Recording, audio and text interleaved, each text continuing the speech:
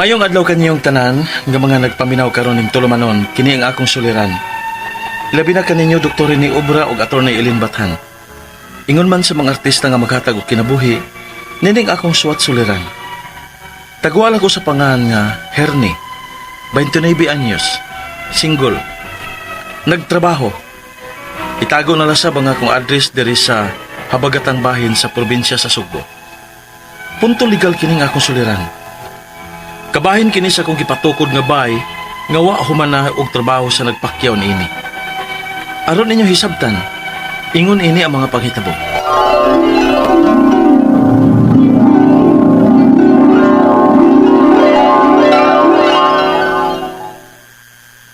Ma, murag igo-igo naman nga akong natigom para itukod na ko og bahay, ma. Magpatukod na ka ko man, no? Oh, ikaw. Kaya namang kaani mo. Kanang simple gud nga bahay, ma. Ang importante nga makita ko nga akong hinaguan ba. Okay kaayo na. Maayo sad na. Aron kung maminyo ka na, may bahay ka dandaan. Minyo ba, ma, oy? Ganahan lang gid ko nga may kaugalingon akong bahay. Bisan okay ra ninyo nga ani ko po yung uban ninyo. Gusto na ko nga lagi ko kaugalingon. Kaya lagi, wa pa ko maminyo. Apan lahi man ginanga doon natay matawag nga ato agad, ma. Aron way masulti nga ako maigsuon ako ba? Nala sige, good. Pagtukod na og imong bahay. Kinsa ba kaya akong papandayon man, no? Ay, ngano mangita pa man kaglayo. Nasman doong ato silingan, kamao na mo panday. Mao ba, ma? Daghan na nagipakyaw na nakapanday na nagdaghang mga bahay. Maayo ba ang pakyaw ka sa inadlaw, ma? Kung gusto gyud kang madali og human ng imong tukuron nga bahay, ipapakyaw na. Kay kun imo nang inadlawon na dugay-dugayon po nagtrabaho sa mga panday. Sige, ma. Sabuton ko dyan si Noy Mario.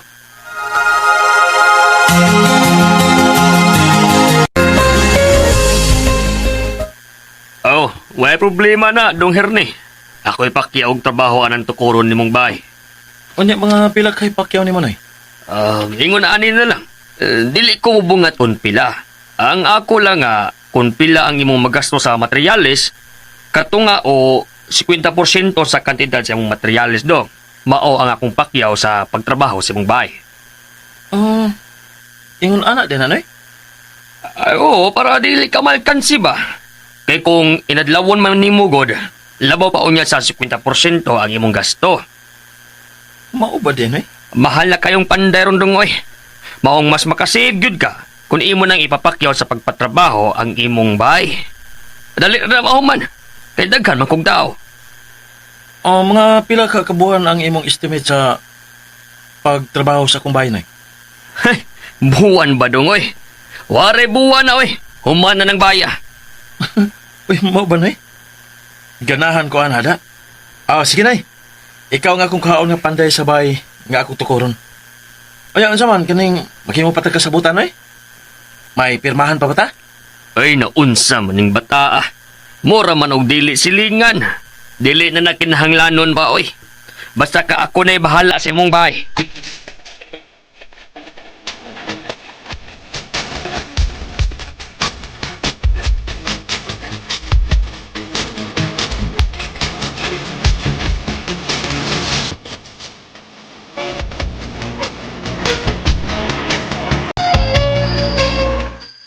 Oy! Hindi. Tuog na, oy. Trabaho paghapon ng imong giatubang ang gabi naman. Naglista ko sa mga materialis nga ako napalit o nagasto, ma. Kay mao ba yan ibasihan namo ni Noy Mario kung pila ang iyang pakyaw sa pagpanday sa kumbay. 50% sa akong magasto sa materialis, mao ang pakyaw ko ni Noy Mario. Discarded my Arahat.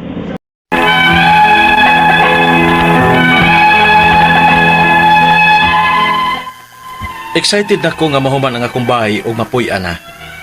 Kay wala man ko magkaproblema sa kung igasto kay nakatigo man ko sa akong pagpanarbaho. Simple na gud nga bahay sa probinsya. Og sa akong kwenta-kwenta, miabot ang akong nagasto sa materialis og mga 104,000 kapin. Mao nga nag-andam na kong daan sa bayad sa panday nga mga 52,000. Kay 50% man kuno sa materialis ang mamahimong pakyaw sa ilang pagtrabaho sa kumbay. Wa kay ko ka-monitor sa pagpanday sa kumbay. Kay nagtrabaho manggod ko. Ug unya, Rene, ano sa ganitong saad ni Mario nga humanon niya pagtrabaho ang imong bay? kuan ma. Ito matumpit sa 18 sa miaging buwan ang pagsugod niya og panday sa kumbay. O kuan kinang bana-bana niya, itsa G sa pagkasunod buwan o karong buwan na mahuman. Subaya ko nun na, be. Kay didto ko. Murag, gamay pa man ang ilang na trabaho. Unsa ma? Wa pa man gani to'y flooring. Maong subaya na didto, Erne.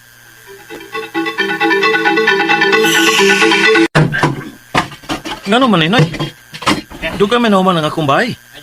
Unya nahatag ko na ba ninyo sa hinahinay matag simana ang inyong pagpakyaw ini? Wa ba ganun ini flooring? Wa man labot ang flooring sa atong sabot, Erne. Ah, ha? Ngano, wa man oy. Nga pakyaw man ang atong sabot, hangtod nga mahuman ang akong bahay. Uy, di na mao atong sabot, oy. Ang pagpabarog lang ning imong bahay o pagporma. Ang flooring, wa na nailabot. Mangita sa kag expert sa flooring, ana. Unsa? Bahala ka na eh. Di man na may atong sabot. Kun ang tibok man nga pagkahuman sa akong bahay. Uy, di na madadong, oy. Wa na'y apel kay dili man materialis ng yuta. Maong ipatrabaho pa na nimo sa lain. Unsa? Og kanang gamba nga ni nga among gitaod. Bayaran gyud nimo ana sa pagtaod. Kung pila ang nabayad nimo sa pagpagabas nimo matag-usa ana, mao sad ang ibayad nimo matag-usa nga mataod namo. Nagul kay kong nagtanaw sa akong bahay nga wa pa di mahuman ma. Wa pa kani mataod ang ididuro sa CR kay lagi way labot sa sabot.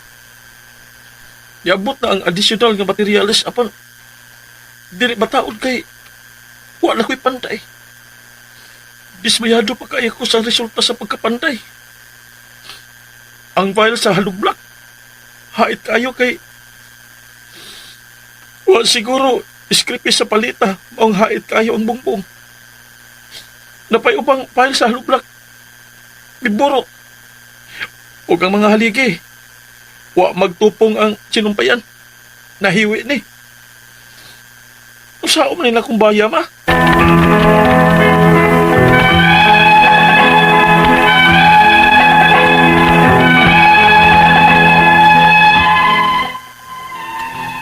Ang among panagsabot sa among silingan nga panday, verbal lang.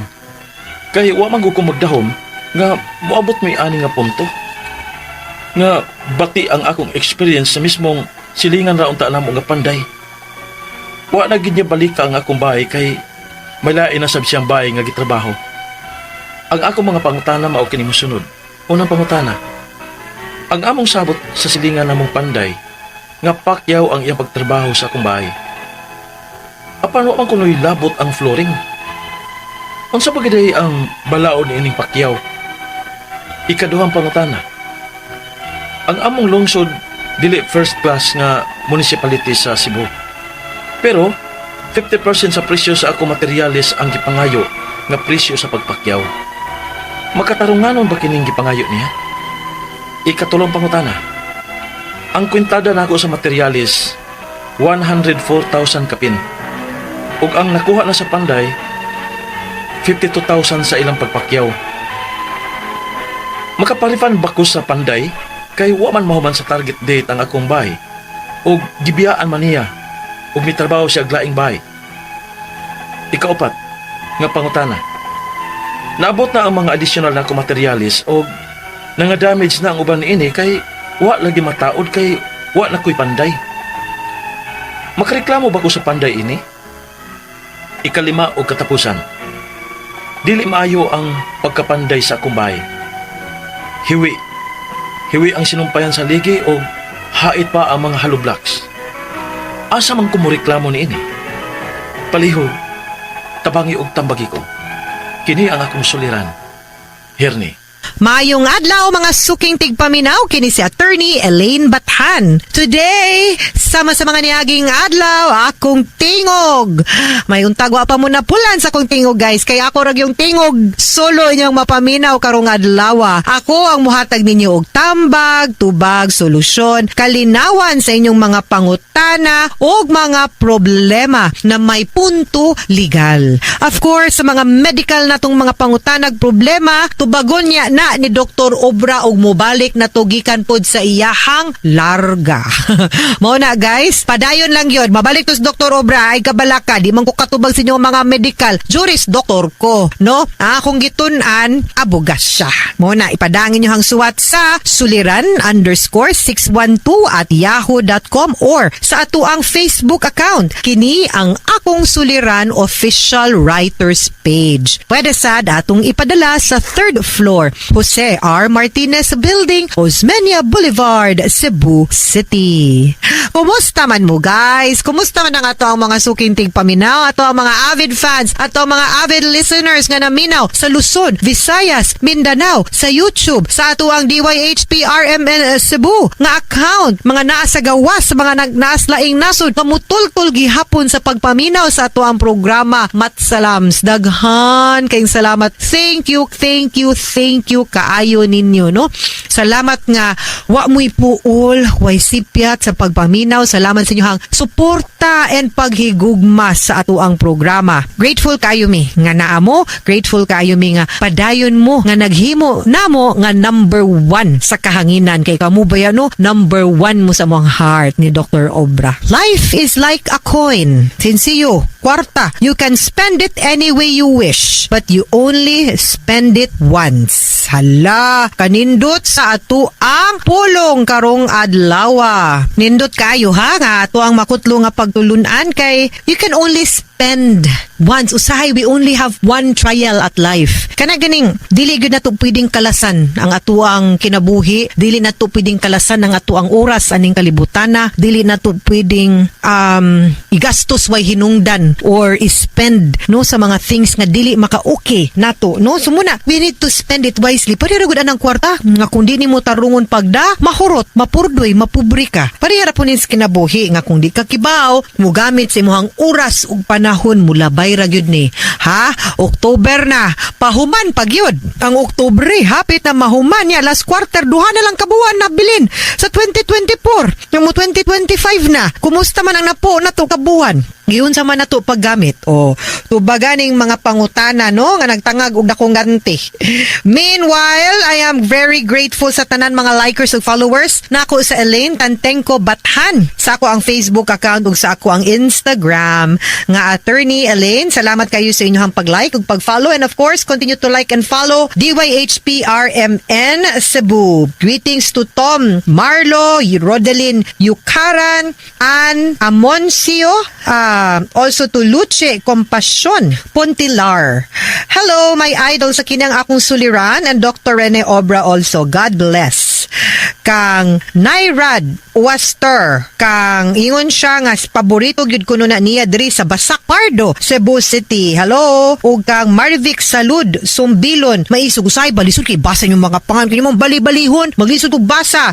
Dennis Robert, kani basangin na nako. Mr. Dennis Robert, attorney, I am a fan listening all the way from Chicago via YouTube. Hi sir. No, hala, dream ba na ako moadtog Chicago for the Chicago Marathon. Akong best friend is also there in Chicago. So hopefully akong mabisita po ako best friend din ha. Meanwhile, punto legal. Takarong adlaw, letter sender taga province of Cebu. Province of Cebu, the number 1 province in the country. All thanks to Governor Gwendolyn Garcia. Tago na to sa pangalang Hernie ang ato ang letter sender. Og iyang pangutana kay naamang gud ni siya gipatukod nga balay pero wa na human og trabaho sa katong ni Pacquiao. Usahay magpalabad-labad gud ning uning mga kontraktor. Magsigig ingon nga sila'y mo trabaho, tando niya dayto di tiwason or di kayang tiwason. So man yang unang pangutana. Ang ilahang sabot sa silingan nilang Panday nga Pacquiao ang ilahang pagtrabaho sa balay. Apan wa man kunoy labot ang flooring. Unsa ba gyud di ay ang balaod anang Pacquiao? Ang Pacquiao, umingong kag Pacquiao nga for the entire depende kung sa inyong isabutan nga trabaho, mao ni regardless of unsa kadugaya, mahuman ang kanang imong gipatrabaho, flooring ba, woodwork ba, carpentry ba, roofing ba, painting ba, depende no, piping ba, depende kung unsa kadugaya ang imong dili walay depende regardless ug unsa kadugaya basta kay mo ni imuhang bayad. Muna mayon sila mas sayon kung Pacquiao kay dalion magtiwas kay mas makatipid man ka sa bayranan sa labor kung Pacquiao ang kanang pagtrabaho kaysa kung maginadlaw ka ay dugay-dugayon kay dugay mahuman mas daghag inadlaw nga bayranan no. So mani pasabot sa Pacquiao but again depende kung unsa inyong sabot kung unsay apil nga trabaho unon sa kanang Pacquiao. Kung wa man ko kabaw unsa inyong sabot ang tibuok balay ba tanan ba or ang pagbuhos lang unsa ba no. Ikaduhang pangutana, ang ilahang lungsod dili first class nga municipality sa Cebu asa kanisa pero 50% sa presyo sa akong materyales ang gipangayo nga presyo sa pagpakyaw. Makatarunganon ba ning gipangayo? 50% sa presyo sa materyales ang gipangayo nga presyo sa pakyaw. Depende gyud na sa inyong sabot kay mangutana man gud ta usually ang kanang inadlaw minimum wage gud na usahay 500 per day, ang uban 450, usahay 400 nya kung foreman mas mahal, kung mason mas mahal, kung Panday lang mo ni rate ana ba unya ang uban pod kung Pacquiao magdepende pod sa cost no sa tibuok trabahoon so cost of the work depende gud na kung kag makatinungan depende na sa inyo hanggi ka sabutan actually no. So wa man sad ko kibaw asa dapitan na nga municipality pero di man na mo matter og asa kay ang inyong sabot man ang mo matter ani. Ikatulong pangutana, ang kwintada nako sa materyales 104,000 kapin ug nakuha na sa Panday ang 52,000 sa ilang Pacquiao. Makapa-refund ba ko sa Panday kay wala man mahuman sa target date sa ako ang balay ug gibiyaan man niya og trabaho kay nagtrabaho siya og laing balay. Pwede gyud ka no. I really hope nga whether Pacquiao, whether silingan nimo as in any kontrata sa pirme na kung ginaingon og tambag ninyo guys. Dokumento, papel resibo to protect you. Bahalag 2,000 or 52,000 ang inyong gikasabutan in town. Lahi ra gyud ug magpinirmahay mo sa inyong kasabutan. Ako di ko katubag ug makiangayon ba ang 52 which is 50% kay wa man ko kibaw ug unsay labot sa inyong Pacquiao. Imo bang materyales labor lang ning ilaha no mo na imo pasabot sa trabaho or apil na ang materyales sila imo palit mauni ang gasto hasta pod ang bayranan sa mga trabahante mauna na dala na siya ana magdepende man sa inyong sabot niya wa man ko kaayo wa man ko kabawg yun kung unsa inyong kasabutan ana no. So klaruha lang sa if not kay silingan man na ninyo ipatawag na lang na sa barangay captain. Okay, ikaupat yung pangutana naabot na ang mga additional niyang materyales og nga damage na ang uban niini kay wa lagi mataod kay wala na siya'y Panday. Makareklamo ba ko sa Panday ini anang iyahang problema? Yes, like I said pwede ka kapaningil and hopefully na kay dokumento to protect yourself para na kay sa imuhang pagreklamo. No, ipatawag lang sana sa barangay para mahusay mo yung makasilingan nimo. Ikalima, ug katapusang pangutana, dili maayo ang pagkapanday sa akong balay. Like, hiwi, libat tingali ning imuhang panday.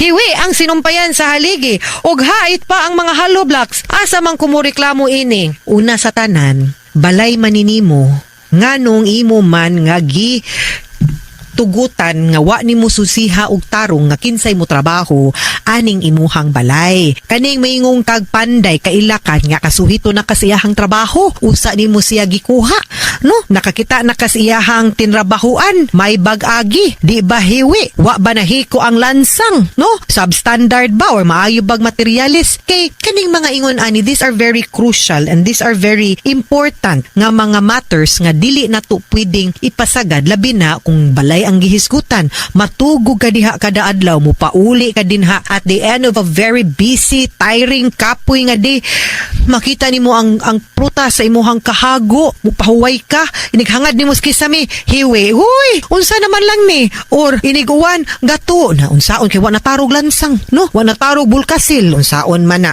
unya, kay wa na to na gisusi og tarong, kay usahay na po ubang panday nga magpapanday-panday lang, pero kana ra ding pangaayo-ayo, dili gyud na sila tarong na kontraktor, no? So ato gyud ang susihon og tarong. Now, well, naaman na no nga substandard mo na lagi nakaimportante nga nay kontrata. Kay kung naamoy kontrata, pwede man na nimong i-appeal didto nga di ka mo final payment hangtod dili ka satisfied sa trabaho. Meaning to say kung pananglitan na human na sila, so imo sang inspeksyonon og naabay ayuhonon kay hiwi, rough, naghibat ang tiles, nagburot, ana ba? Ayuhon sa ana nila usa nimo sila i-final payment. Appeal man na siya sa kanang mga ingon-an nga kontrata mo nang maingon jud ko importante kaayo na. Sige lang, but pada like I said, pwede man na nimong ireklamo, patawag lang sana sa barangay kay silingan man nimo ug naman gani kay kontrata, pwede gyud mo kiha dito sa korte in the event nga di gyud mo mahusay. Ha? Mga suking tigpaminaw, hinaot unta nga naamoy na kutlo na pagtulunan karong adlaw, kini si Attorney Elaine Bathan. Daghan kayong salamat sa inyong pagpaminaw sa atong tulumanon hangtod sa sunod nga sugilanon